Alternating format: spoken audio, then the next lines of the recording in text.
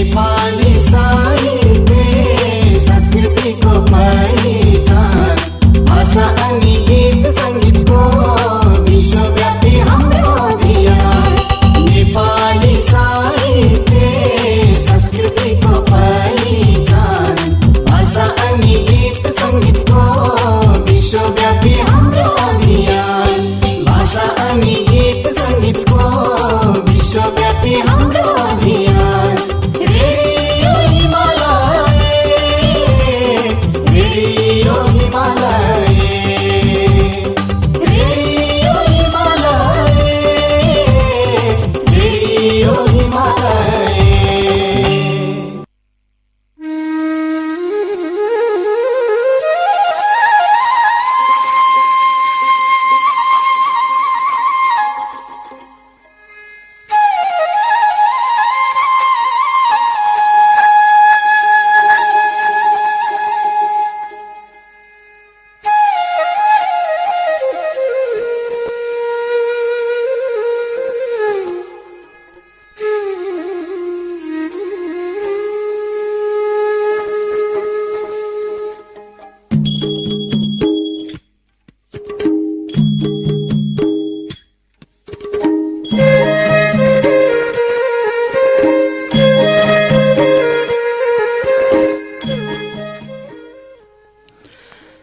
नमस्कार, रेडियो हिमालय.com सुनेर बसिरहनुभएका संसारभरका मेरा प्रिय श्रोता महानुभावहरूमा हार्दिक स्वागत अभिवादन छ। म बुद्धि विश्वकर्माको।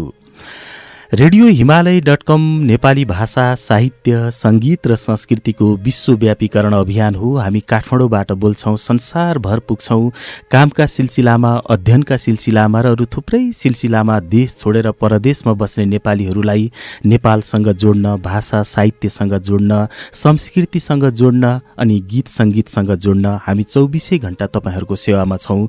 रेडियो हिमालय.com भावनामा देश खोज्ने अभियान हो।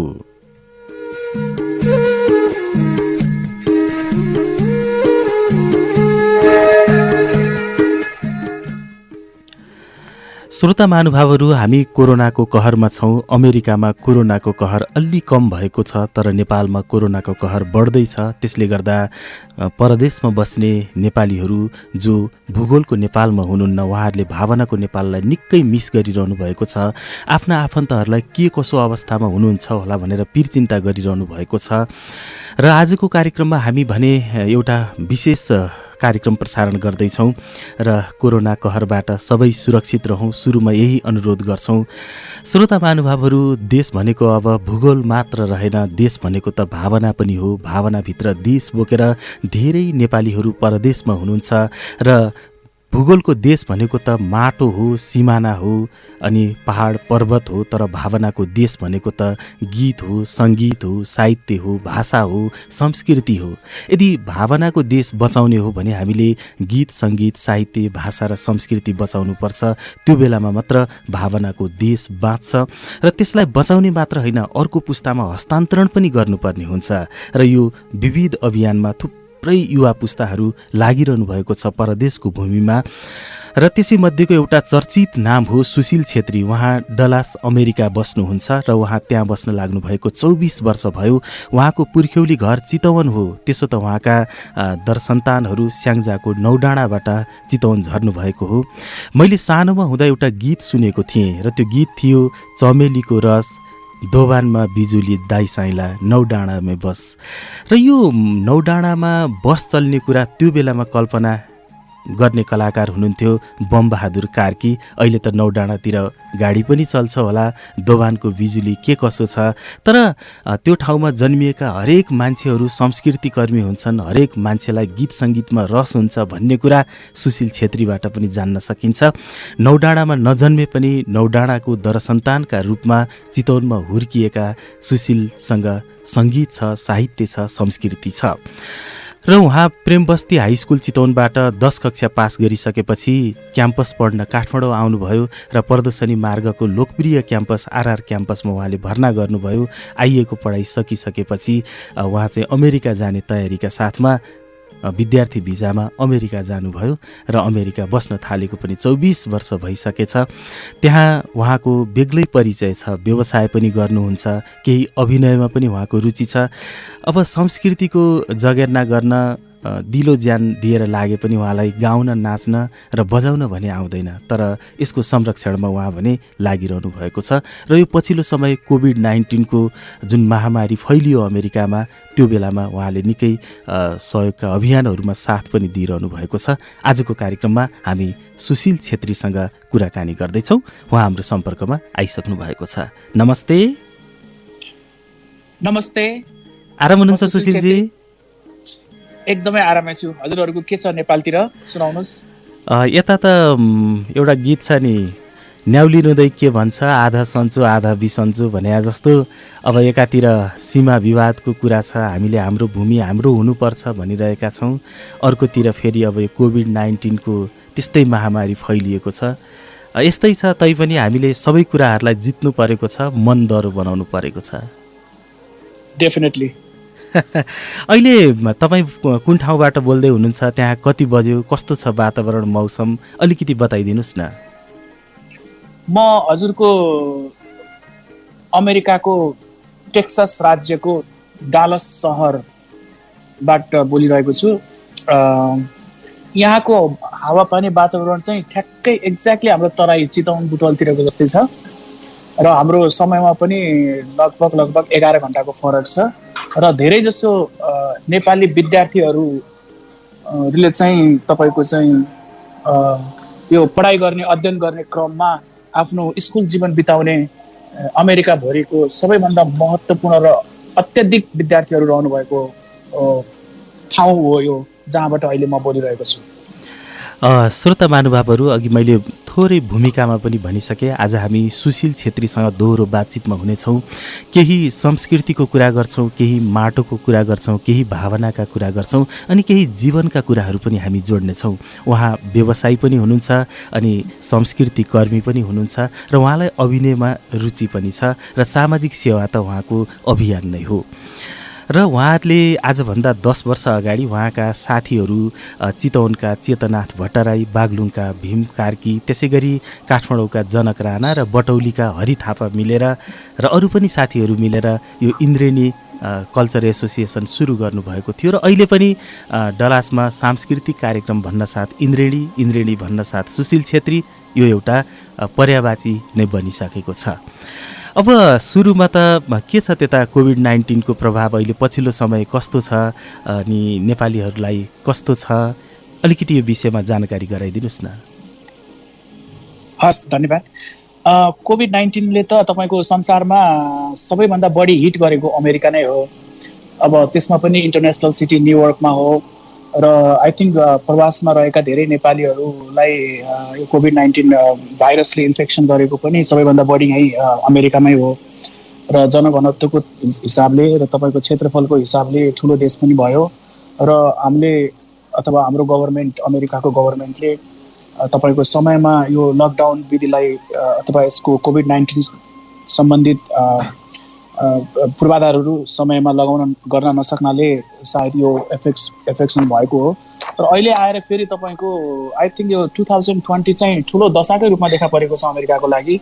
अहिले आएर फेरि यो काला जातिका समूहहरूले र तपाईँको यो जुनको बिचमा चाहिँ गभर्मेन्टको बिचमा तपाईँको अहिले ठुलो द्वन्द्व भइरहेको छ। त्यो तपाईँले विभिन्न किसिमका मिडियामा, टिभी च्यानलबाट पनि देख्न सक्नुहुन्छ।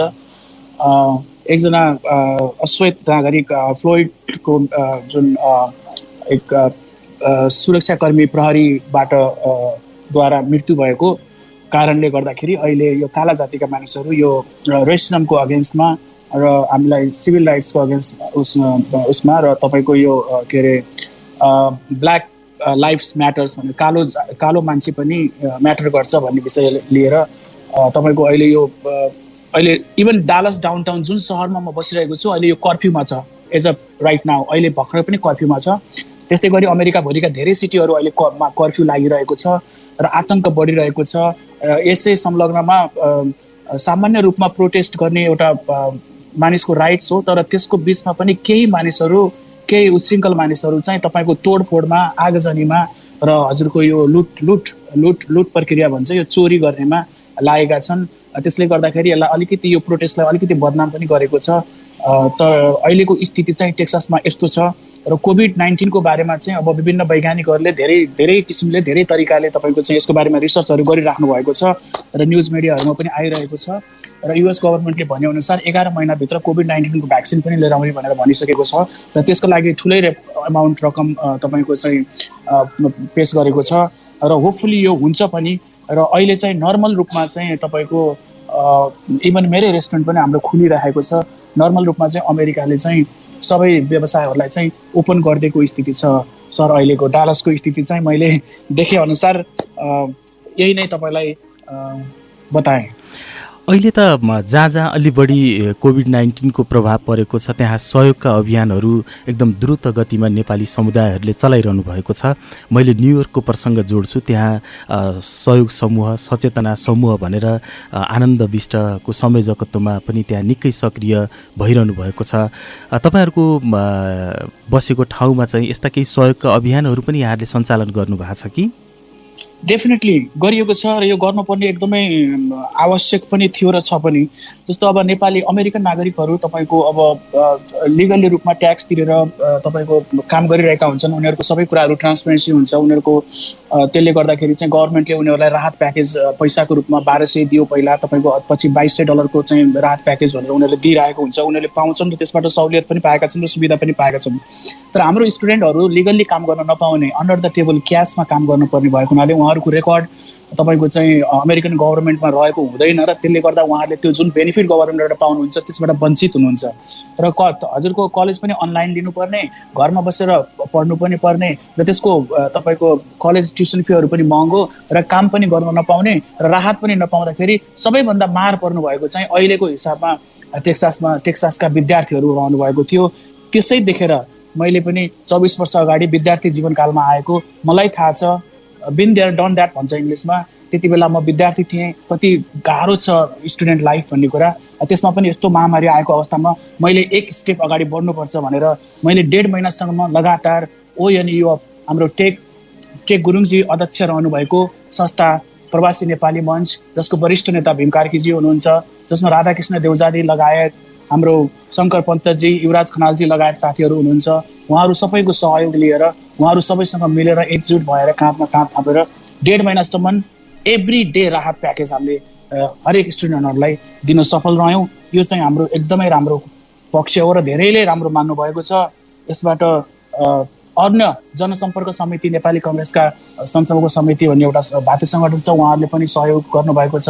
लोकल विभिन्न सङ्घ संस्थाहरू छन्, व्यक्तिगत रूपमा आफ्नो नाम ननिकालिकन पनि धेरैले सहयोग गर्नुभएको छ। वास्तवमा नेपालीहरू भनेको ठुलो मुटु र ठुलो दिल भएको मानिस जस्तो लाग्छ मलाई। त्यही भएर नै हो हामी जहाँ रहे पनि एटलिस्ट टेक्सासमा चाहिँ अहिलेसम्म, न्युयोर्कमा केही साथीहरूको देवास्थान भयो यो कोभिड-19 को कारणले, तर टेक्सासमा चाहिँ एकजनालाई पनि त्यस्तो भएको छैन। हुन त केही साथीहरू बिरामी हुनुभएको थियो, अब नाम रिलिज गर्न मिल्छ मिल्दैन, तर सबैजना सफल हुनुभयो र फाइट त्यो कोभिड-19सँग फाइट गर्न सक्षम हुनुभयो र हस्पिटलबाट रिलिज हुनुभयो। एकजना पनि त्यस्तो नराम्रो कुनै घटना यो टेक्सास डालसमा चाहिँ घटेन। यसमा चाहिँ वी आर भेरी प्राउड। तपाईँले आफूले गरेका कामहरू र समुदायले गरेका कामहरू सविस्तार रूपमा बताइदिनु भयो र यतिखेर हामी सुशील छेत्रीसँग दोहोरो बातचितमा छौँ। श्रोतावृन्द, यो रेडियो हिमालय.com को प्रसारण हो। प्रवासमै बस्ने नेपालीहरूले प्रवर्धन गरेको रेडियो हिमालय.com भावनामा देश खोज्ने अभियान हो। भावनामा देश बोकेर माटोका लागि र परदेशमा बस्ने नेपालीहरूका लागि काम गरिरहेका थुप्रै नेपालीहरूसँग हामी दोहोरो बातचितमा हुन्छौँ। आज सुशील छेत्री हामीसँग हुनुहुन्छ र सुरुमा मैले प्रसङ्ग जोडेँ कोभिड-19 को विषयमा। अब हामी एकैछिन संस्कृतिको कुरा गर्छौँ। यहाँहरूले 10 वर्ष अगाडि इन्द्रेणी कल्चर एसोसिएसन सुरु गर्नुभयो। यसको सुरुवात ती चरण चाहिँ कसरी भएको हो र यो सुरुका दिनहरू अलिकति सम्झिदिनुहोस् न। डेफिनेटली एकदमै महत्त्वपूर्ण क्वेसन गर्नुभयो। एज अ इन्द्रेणीको अध्यक्षको रूपमा बसिसकेपछि म यो कुराहरू भन्नुपर्छ। अलिकति मैले पृष्ठभूमि यसको इतिहास भन्न खोजेँ। हामी जब 24 वर्ष अगाडि म अमेरिका आएँ त्यसपछि हामीले एउटा सानो संस्था, सानो नभनौँ अहिले त्यो ठुलो टेक्सासको ठुलो संस्था हो, अम्ब्रेला अर्गनाइजेसन भनिन्छ, जो Nepali society of Texas, Nepali समाज टेक्सासमा। त्यसले चाहिँ हामीले चाहिँ सुरुवातमा क्रममा चाहिँ हामी यो मर्दा पर्दा सुख दुःख सहयोग आदान प्रदान मात्रै गर्थ्यौँ। त्यसपछि बिस्तारै हाम्रो जब स्टुडेन्टहरू बढ्दै जानुभयो त्यसपछि तपाईँको चाहिँ अब यो डिबी लोटरी प्रोसेसहरू खुलिसकेपछि विभिन्न किसिमका बुवा आमा दाजुभाइ अङ्कल भतिजा परिवारहरू धेरै मान्छेहरू आउन थाल्नुभयो। त्यसपछि फेरि भुटानी हाम्रो एउटै भाषा एउटै संस्कृति पुगेका भुटानी साथीहरू आउन थाल्नुभयो। अनि त्यसपछि मैले अब हाम्रो एउटा अब आवश्यकता पनि पर्यो, मैले बोध गरेँ तपाईँको गौरी जोशी लगायत हाम्रो तपाईँका पुराना हाम्रो साथीहरू, मेरो रुममेट नै फर्स्ट प्रेसिडेन्ट हुनुहुन्थ्यो इलेक्टेड सुदीप शर्माजी एनएसटीमा। अनि मैले के महसुस गरेँ भने अब म अलिकति एथलेटिक्स अब अलिकति फिटनेसमा पनि बढी गर्ने भएको हुनाले, इन्ट्रेस्ट भएको हुनाले अब हामीलाई चाहिँ एउटा छुट्टै विभागहरू जस्तो एउटा फिटनेस अब स्पोर्ट्स क्लबहरू चाहिन्छ, अब संस्कृति चाहिन्छ, अब हामीलाई मन्दिर चाहिन्छ, धर्म कर्म गर्नेहरूको लागि मन्दिर चाहिन्छ भने अब तपाईँको युवाहरूको लागि स्पोर्ट्स चाहिन्छ। त्यस्तै हामी जस्तै प्रवासमा रहेर पनि आफ्नो भूगोलमा नभए पनि तपाईँले भने जस्तै हाम्रो भावना, हाम्रो संस्कृति, हाम्रो चाहना, हाम्रो मन, हाम्रो तन सबै त्यही हिमालको काखमुनि छ, त्यही गौतम बुद्धको शरणमा छ। तपाईँको अब त्यही हाम्रो 104 कति भाषी छन्, यी सबै जनजाति सुख दुःख चाडपर्व हाम्रो 365 दिनमा लगभग 365 दिनै तपाईँको चाहिँ विभिन्न किसिमका चाडपर्वहरू आउँछन् र ती सबै कुराहरू चाहिँ अब संरक्षित गर्नुपर्छ विदेशमा। अब भोलि हाम्रो सेकेन्ड जेनेरेसनमा बच्चाहरूलाई पनि यो हामीले चाहिँ उनीहरूलाई हस्तान्तरण गराउनुपर्छ र सिकाउनुपर्छ। यस्तो नहोस् कि मेरो ड्याडी अथवा मेरो फादर, मेरो प्यारेन्ट्स अथवा हाम्रो मूलको मान्छेहरू जसरी हाम्रो हजुरबाहरू नौडाँडाबाट झरे भनेर हजुरले भन्नुभयो त्यस्तै हाम्रो बाजेहरू चाहिँ नेपालबाट झरेका थिए अरे, there was a small tiny country रे भन्ने त्यस्तो किसिमको चाहिँ भोलि सेकेन्ड जेनेरेसनमा नजाओस् भनेर हामीले यहाँ हरेक किसिमका चाडबाड, दसैँ मनाउँछौँ, तिहारमा भैली खेल्छौँ, के अरे हरितालिका तीज मनाउँछौँ, तपाईँको के अरे यो हाम्रो होली पर्व मनाउँछौँ, त्यस्तै सरस्वती पूजा, के अरे महाशिवरात्रि। अनि यसका धेरैजसो कार्यक्रमहरूमा म खुद आफै पनि एसोसिएट गर्छु, इनिसिएट गर्छु र यसले चाहिँ हाम्रा यो धेरै नेपालीहरूलाई चाहिँ आफ्नै गाउँमा, आफ्नै ठाउँमा, आफ्नै चाडपर्व, आफ्नै देशमा बसेर रमाइलो गरिरहेको अनुभूति हुन्छ। यसबाट चाहिँ मलाई साह्रै नै खुसी लाग्छ र धेरै नेपाली बुवाआमाहरू पनि खुसी हुनुहुन्छ र गर्व लाग्छ। विदेशमा बसे पनि हाम्रो माटो, हाम्रो संस्कार, हाम्रो संस्कृति अझै जीवित छ, यसमा खुसी लाग्छ सर। संस्कृतिहरू दुई प्रकारका हुन्छन्, एउटा मूर्त संस्कृति सम्पदा जुन हामी देख्न सक्छौँ, कति सम्पदाहरू अमूर्त हुन्छन् तिनीहरू हामी देख्न सकिँदैनौँ तर अनुभव गर्न सक्छौँ। जस्तो भाषा, सङ्गीत, बोलीचाली, रीतिरिवाज हाम्रा यी चाहिँ अमूर्त सांस्कृतिक सम्पदाहरू हुन् र यी सम्पदाहरू अर्को पुस्तामा हामीले हस्तान्तरण गर्न सकिएन भने यो बिस्तारै हराउँदै जान्छ। एउटा मन्दिर भत्कियो भने त फोटोका आधारमा, कुनै प्रमाणका आधारमा त्यसलाई जीर्णोद्धार गर्न सकिन्छ, तर भाषा हरायो, गीत हरायो, एउटा बाजाको ताल हरायो भने त्यो कसरी फर्काउन सकिएला है? त्यसले गर्दा विदेशको ठाउँमा, परदेशको ठाउँमा यी कुराहरू संरक्षण गर्नु भनेको धेरै ठुलो कुरा हो। यसलाई जोगाउनु र दोस्रो पुस्तामा हस्तान्तरण गर्नु नै संस्कृति संरक्षणको अभियान हो र यही अभियानमा लाग्नुभएका एकजना अभियन्ता सुशील छेत्री जो इन्द्रेणी कल्चर एसोसिएसनको अध्यक्ष पनि हुनुहुन्छ, उहाँसँग हामी दोहोरो बातचितमा छौँ। अब अहिले पछिल्लो समयमा नेपाली संस्कृतिप्रति, नेपाली भाषाप्रति त्यहाँका नयाँ बालबालिकाहरूको आकर्षण कस्तो पाउनु भएको छ अनि उहाँहरूलाई यो चिज दिनका निम्ति तपाईँहरूको एसोसिएसनले के कसो कामहरू गरिरहेको छ सुशीलजी? धन्यवाद। लगभग 10 वर्ष भनेको सानो समय होइन। त्यति बेला जब हाम्रा साथीभाइका बालबच्चाहरू आउनुभएको थियो उहाँहरूलाई जुन हामीले कल्चर डान्सहरू एकाडेमिकहरू बनाएर एकाडेमिक नै सुरु गरेर भोलिन्टियर रूपमा सिकाएका थियौँ। हाल अहिले आएर उहाँहरूले एउटा कमर्सियल मण्डला भन्ने एउटा हाम्रो तपाईँको ओझा बहिनी हुनुहुन्छ, उहाँले हामी इन्द्रेणी कल्चरबाटै सिकेर नेपालबाट जो हाम्रो नेताज्यूहरू, विभिन्न ठुला साहित्यकारहरू, ठुल्ठुला हाम्रो पर्वतारोहीहरू, कलाकारहरू आउँदाखेरि लोकल पर्फर्मेन्स उहाँहरूले दिनुहुन्थ्यो। लोकल आर्टिस्टको रूपमा उहाँहरूलाई हामीले सिकाइएको थियो, त्यो अनुसारले दिनुहुन्थ्यो। अहिले उहाँहरू आफै सक्षम भएर उहाँहरूले नै नयाँ बालबच्चाहरूलाई कमर्सियल रूपमा मन्थली सर्टेन फीहरू लिएर नेपाली पोसाकहरू लगाएर नेपाली गीतहरूमा पर्फर्मेन्स गराउनुहुन्छ। र त्यस्तै अस्ति गरेको मैले होली कार्यक्रममा यो मण्डला भन्ने खोलिएको छ। त्यस्तै अन्य एक दुईवटा अरू साथीहरूले पनि कमर्सियल रूपमा गर्नुभएको छ। त्यो उहाँहरूले आइदिनुहुन्छ र इन्द्रेणीको कार्यक्रममा आएर पर्फर्मेन्स गरिदिनुहुन्छ।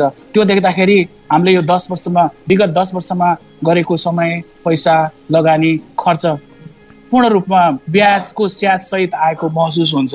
यसले चाहिँ अहिले हाम्रो सेकेन्ड जेनेरेसनलाई चाहिँ तपाईँको यो कला यो संस्कृतिलाई चाहिँ बचाउनलाई ठुलो महत्त्व दिएको छ र यही ट्रेनमा गयो भने हाम्रो एउटा सानो नेपाल अमेरिकामा छ भन्ने चाहिँ नेपालबाट आउने कोही पनि पाहुनाहरूले महसुस गर्न सक्नुहुन्छ। कस्तो खुसीको कुरा सुनाउनु भयो।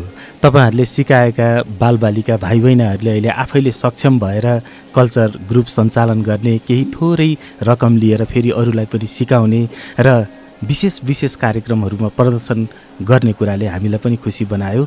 कहिलेकाहीँ आफूले गरेका कामहरू अरूले व्यवहारमा प्रयोग गरिदिँदा त्यसमा समाजमा त्यसको प्रभाव भइदिँदा चाहिँ एक खालको आनन्द चाहिँ लाग्छ। सुशीलजीले अहिले त्यस्तै एउटा आनन्दको महसुस गरेर हामीसँग यो कुरा सेयर गरिदिनु भयो। सुशीलजी, हामी त तपाईँलाई नै बधाई भन्छौँ र तपाईँहरूका साथीहरूलाई यस्तो कामको सुरुवात गरेकोमा बधाई दिन्छौँ। धन्यवाद, धेरै धेरै धन्यवाद हजुरलाई। हजुरले यस्तो टाइम निकालिदिनु भयो। खासै म मिडियामा चाहिँ त्यति आउँदिनँ है, अनि त्यही कहिलेकाहीँ फेसबुकमा स्टाटसहरू लेख्छु। म अलिकति आध्यात्मिक पनि छु, मेरो बुवा एकदमै आध्यात्मिक पनि हुनुहुन्छ।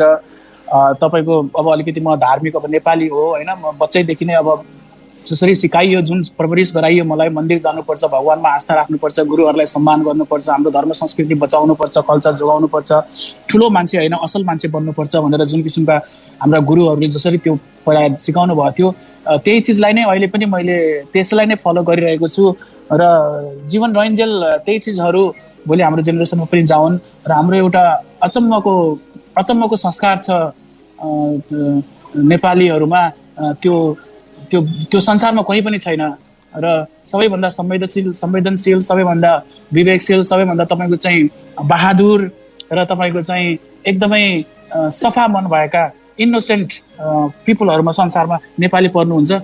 एकदमै खुसी लाग्यो हजुरले मलाई यसरी टाइम दिनुभयो।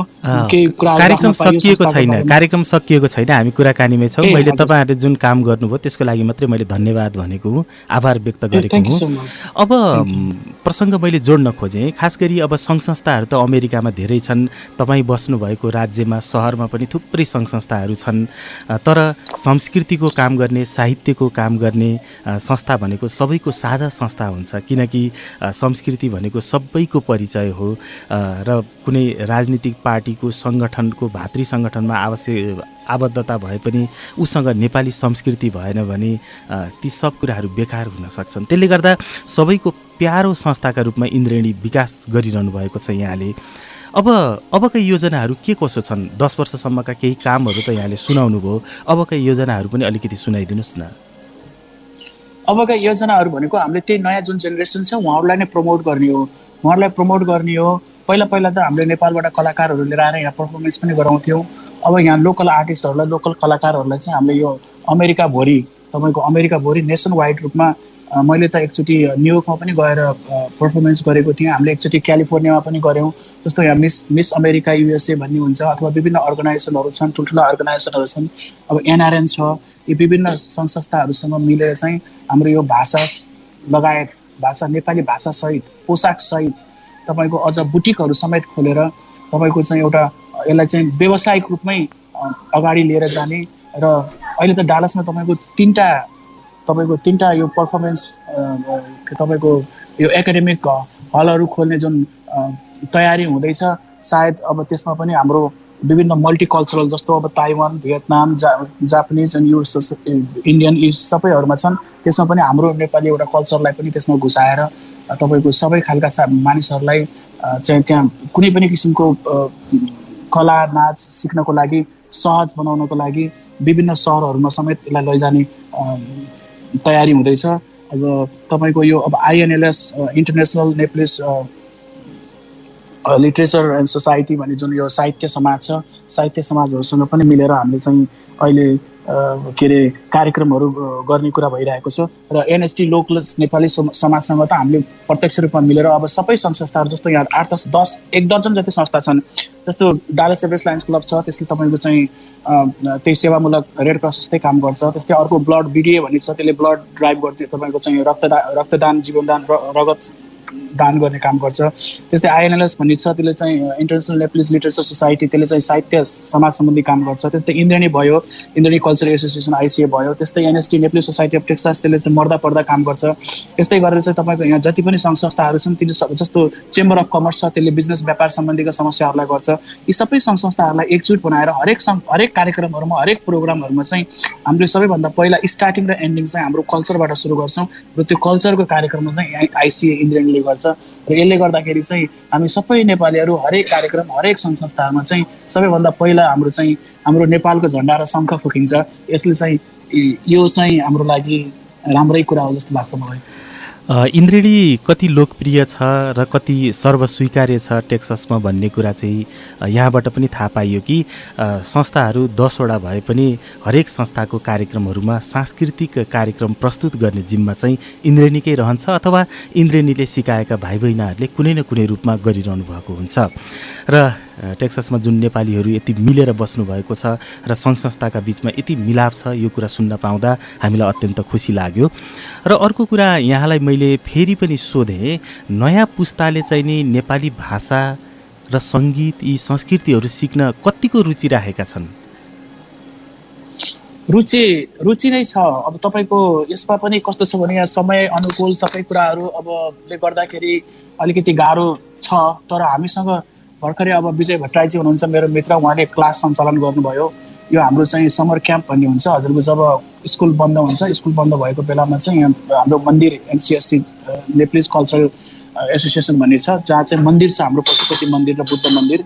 त्यहाँ मन्दिरमा एउटा ठुलो हल छ। त्यहाँ चाहिँ हरेक हप्ता अहिले त कोभिड-19ले गर्दा अनलाइन क्लासेसहरू भयो। हरेक हप्ता चाहिँ कम्प्लिटली नेपाली नैतिक शिक्षा सिकाइन्छ। र त्यहाँ जस्तो एकाडेमिक कुनै पनि क्लासेसहरू हुँदैन। एकाडेमिक क्लास जुन विद्यालयमा गरिने पढिने पुस्तकहरू त्यहाँ पढाइँदैन। खालि केवल नेपाली धर्म संस्कृतिका र तपाईँको नैतिक शिक्षा बच्चाहरूलाई सिकाइन्छ। र कहिलेकाहीँ हाम्रा नेपालबाट स्वदेशबाट गुरुहरू पनि आउनुहुन्छ। युजुअली पहिला अहिले त कोभिड-19ले गर्दा आउनु भएन, नत्र हरेक वर्ष चिन्तामणि योगीजी आउनुहुन्थ्यो। उहाँले सेमिनार गर्नुहुन्थ्यो 1 महिना 30 दिनदेखि 90 दिनसम्म तपाईँको 14-15 वटा सेमिनारहरू हरेक विद्यार्थीहरूलाई तपाईँको हाम्रो यो बिहान कसरी व्यायाम गर्ने, कसरी तपाईँको पोजिटिभ भाइब सोचहरू सोच्ने, कसरी चाहिँ नैतिकवान तपाईँको हाम्रो संस्कृति यो कल्चरलाई कसरी एडप्ट गर्ने, यी सबै कुराहरू धेरै कुराहरू उहाँले चाहिँ अब त्यो आध्यात्मिक कुरादेखि लिएर तपाईँको सामाजिक कुरादेखि लिएर पारिवारिक कुरादेखि लिएर गुरुहरूको कसरी सम्मान गर्ने, आदर गर्ने, बुवा आमाले भनेको कसरी मान्ने, भोलि तपाईँ बनेपछि आफ्नो लक्ष्य के हो त्यो लक्ष्यलाई कसरी चाहिँ पुरा गर्न सकिन्छ भन्ने। अब उहाँ त धेरै अब एकदमै जेन्युन हुनुहुन्छ, तपाईँलाई थाहा छ होइन। आउनुहुन्थ्यो तर यो वर्ष चाहिँ अलिकति अप्ठ्यारो पर्यो। अनि त्यो लगायत अब अर्को हाम्रो कृष्ण लामिछानेजी र एनआरएनका साथीहरू हुनुहुन्छ, उहाँले नेपाली एउटा पुस्तक नै तयार गर्दै हुनुहुन्छ, लेख्दै हुनुहुन्छ, जुन चाहिँ अब सबै अमेरिकाभरि नै रहेका नेपाली विद्यार्थीहरूलाई चाहिँ त्यो पुस्तक पठाइनेछ, सुपथ मूल्यमा उपलब्ध गराइनेछ। सकेसम्म हामी संस्थाहरूबाट चाहिँ फ्रीमा मुफ्तमा नै उपलब्ध गराउनेछौँ। त्यसले पनि घर बस्दा तपाईँको त्यो पुस्तकबाट चाहिँ नेपाली बालबच्चाहरूले चाहिँ धेरै कुराहरू सिक्न सक्छन् भन्ने यो किसिमको योजनाहरू छ। यसले असर त धेरैलाई नै पारेको छ, राम्रो गरेको छ। तर अब कोही सबैलाई समेट्न चाहिँ गाह्रै हुन्छ, ठुलो भूगोल छ है। तर जति काम यहाँहरूले गरिरहनु भएको छ त्यो चाहिँ निकै प्रभावकारी भएको हामीले सुन्यौँ र बुझ्यौँ। र विजय भट्टराईको कुराकानी गर्नुपर्दा उहाँ चाहिँ त्यहाँ स्कुल सञ्चालन गर्नुहुन्छ, उहाँ पेसाले इन्जिनियर पनि हुनुहुन्छ। नेपालमा हुँदाखेरि निकै राम्रो विद्यार्थी नेताका रूपमा पनि उहाँ परिचित हुनुहुन्थ्यो र उहाँ राम्रो कविता पनि लेख्नुहुन्छ। मैले धेरै पटक उहाँसँग रेडियोमा कुराकानी पनि गरेको छु। विजयजी, तपाईँको प्रसङ्ग पनि जोड्न पाइयो, एकदमै खुसी लाग्यो। र हामी कार्यक्रमको अन्तिमतिर पनि आइसकेका छौँ। प्रवासको भूमिमा नेपाली संस्कृति जोगाउने भनेको धेरै ठुलो कुरा हो र यो जिम्मामा निरन्तर रूपमा सुशील छेत्री आफ्ना साथीहरूसँग लाग्नु भएको छ र यो चाहिँ निकै सुखद विषय हो। सुशीलजीलाई सबैले सहयोग गरौँ र सुशीलजीको अभियानमा सबैले साथ दिउँ। हामी सार्वजनिक रूपमा यो आह्वान पनि गर्न चाहन्छौँ। र अन्तिममा यहाँहरूले नेपालमा भएका संस्कृतिका संस्थाहरूसँग, नेपाल सरकारको संस्कृति मन्त्रालयसँग पनि त्यस्तो केही भाइचाराको चाहिँ सहकार्य स्थापना गर्ने, सिक्ने सिकाउने अथवा सहयोग आदान प्रदानको त्यस्तो केही कामहरू पनि गर्नुभएको छ? छैन, अहिले अनेस्टली भन्दा छैन। यो चाहिँ हाम्रो कसरी छैन भन्नुहुन्छ भने यो सबै कुराहरू अहिले बाहिरको जिम्माहरू एनआरएमलाई दिएको छ, नन रेसिडेन्ट नेप्लिज एसोसिएसन। तपाईँको अब हामी जाने भनेको एनआरएमको माध्यमबाट नै हो। अब एनआरएमले नै हामीलाई त्यो प्लेटफर्महरू उपलब्ध गराइदिने हो। अब प्रत्यक्ष रूपमा अब यो तपाईँले भनिहाल्यो, यो भनिहाल्नुभयो, यो ठ्याक्कै राजनीतिकसँग सम्बन्धित नभएपछि र त्यसको कनेक्सन राम्रोसँग नभएपछि यसको लागि चाहिँ हामीले सोचेको पनि छैनौँ। तपाईँले राम्रो कुरा उठाउनु भयो। अब यसरी इन्डाइरेक्टली रूपमा त हामीले गरिरहेका छौँ। जस्तो नेपालबाट कलाकारहरू ल्याउने, प्रोग्रामहरू गर्ने, पर्फर्मेन्सहरू गर्ने, तपाईँको चाहिँ अब यहाँ लोकल आर्टिस्टहरूलाई चाहिँ इन्ट्रोड्युस गराउने। जहिले पनि अब नेपालबाट आउँदा कलाकारहरू लगभग हाम्रो यो संस्था चाहिँ आबद्ध भएर यहाँ विभिन्न किसिमका पर्फर्मेन्सहरू गरिराखेको हुन्छ। तर कानुनी रूपमा जुन अझ यसलाई चाहिँ अलिकति भास्ट रूपमा, अझ डेप्थ रूपमा चाहिँ तपाईँको चाहिँ यो विभिन्न नेपालको त्यो जुन सांस्कृतिक मन्त्री भन्नुभयो, यो पोलिटिकल लेभलमा चाहिँ हामी यसरी गएर चाहिँ यस्तो डिलहरू चाहिँ गरेका छैनौँ। अब यो एनआरएन मार्फत जानुपर्छ भनेर मैले एनआरएनका साथीहरूलाई चाहिँ मैले यसलाई झकझकाउन चाहिँ गरेको छु। अब उहाँले कस्तो गर्नुहुन्छ त्यसमा हेर्न बाँकी छ।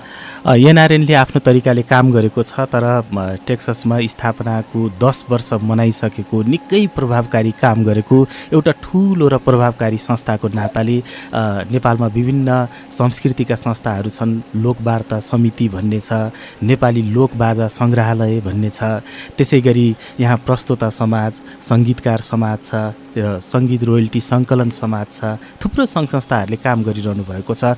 उहाँहरूसँग पनि सम्पर्क गर्ने, एक किसिमको चाहिँ आफ्ना अनुभवहरू आदान प्रदान गर्ने गरियो भने त्यसले अझ संस्थागत विकासमा अलि बढी सहयोग पुर्याउँथ्यो भनेर मैले यहाँलाई सुझाव मात्रै दिएको हुँ। तर संस्थाका आफ्नै नियमहरू हुन्छन्, आफ्नै चेन अफ कमान्डमा बस्नुपर्छ, त्यो कुरा चाहिँ हामी विश्वास गर्छौँ।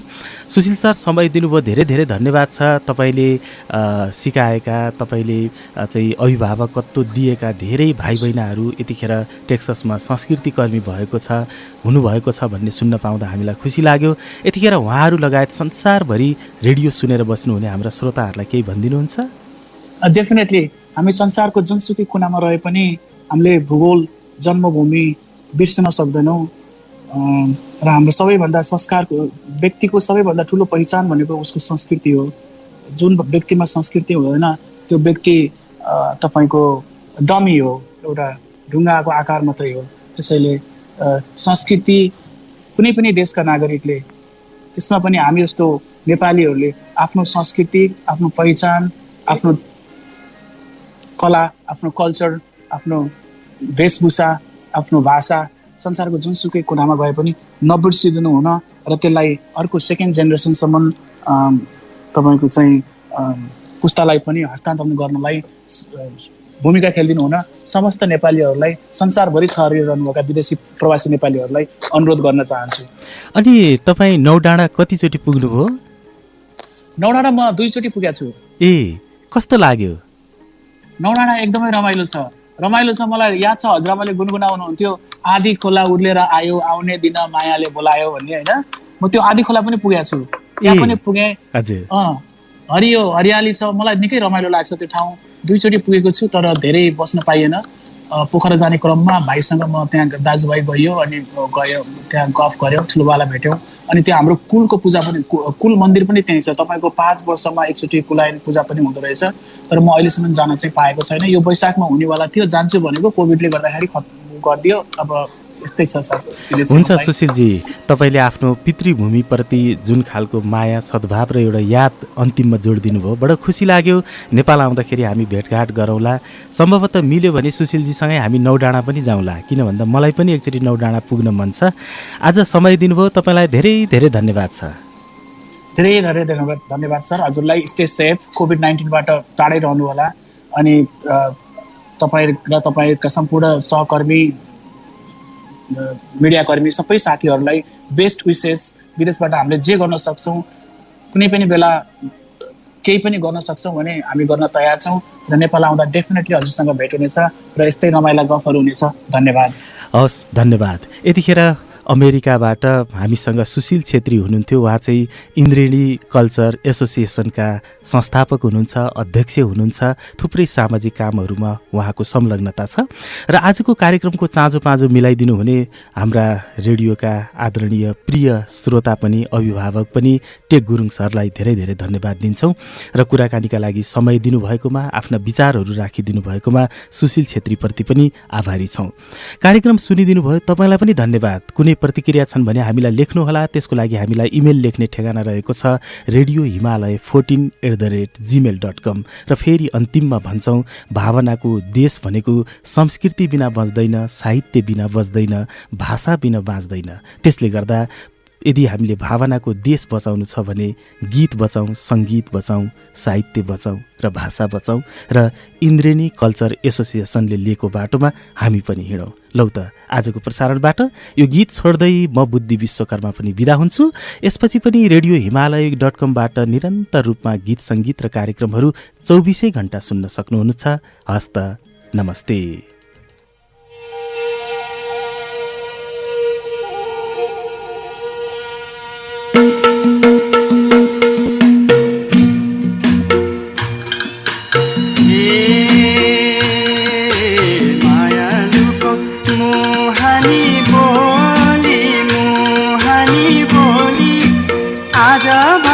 सम्झौला झन् भोलि तोरी हरियो, माया लाउनाले बिचै परियो। मुहानी